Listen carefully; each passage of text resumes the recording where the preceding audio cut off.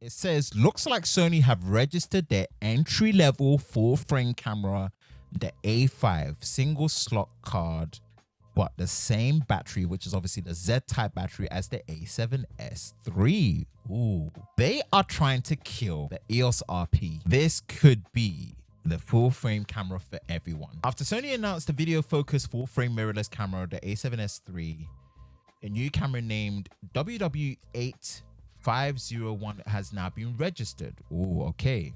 Adopts a Z-type battery, single SD card slot, and will be equipped with Wi-Fi with AC and Bluetooth. It's likely to be an entry-level model because it's equipped only with one SD card slot, but since it's uses a large capacity battery, it does not seem to be a very small camera, but it's full frame, low price, A5. Ooh, that's what we got here.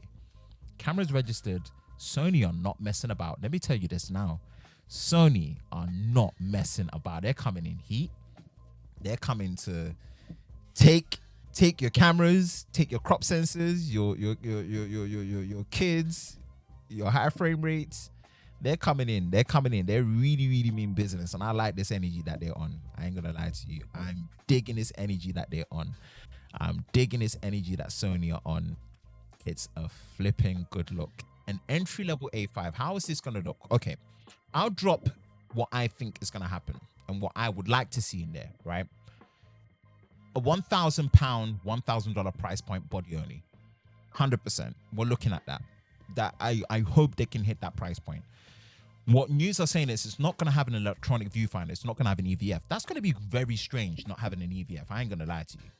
Not having an EVF is going to be a very strange thing, because I like having EVFs, especially if this is going to be geared towards photography. But I do understand that obviously it's one of those things where they're looking at the newer demographic that shoot with, you know, smartphones that have a full viewfinder screen, right? That's probably what they're looking at. So maybe it might work out. So we'll see how that goes. We'll see how that works out. I would love a flip screen. Please, no tilting screens. I would ideally like as many cameras to have the same. If no one has seen it, the LCD screen on the Panasonic Lumix S1H, best flip screen mechanism. Is a flip and a tilt screen that you can still flip away and protect the screen at the back. It's great. I as many cameras I can bring that. But if you can't, give me a proper flip screen that doesn't block the ports, especially the mic port above all when you're articulating it. And the new fully touchscreen menu system. This menu system from Sony is the biggest usability benefit of all for Sony. This is the biggest change for Sony. So fully touchscreen. Everything else, hey, you take it as it comes, man. I'm expecting a crop in 4K for video. Maybe it's going to be a 1.5x crop in 4K, 1080p full readout. I'm expecting a 16 to 20 megapixel camera, probably a 20 megapixel camera. Obviously, Z-type battery is amazing.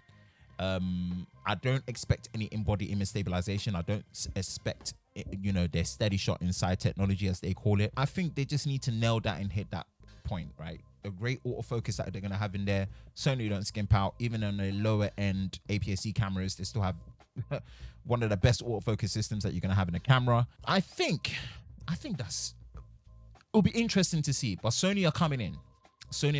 If this is the entry-level A5, wow, this is a good look for people. It already strengthens the cohesiveness of the E-mount system from a first-party native mount to a third-party native mount, already from, you know, the likes of obviously Sony with their G lens and their G master lenses, as well as Tamron, Sigma, especially Tamron. You know, you got Viltron, you know, E-mount is well supported.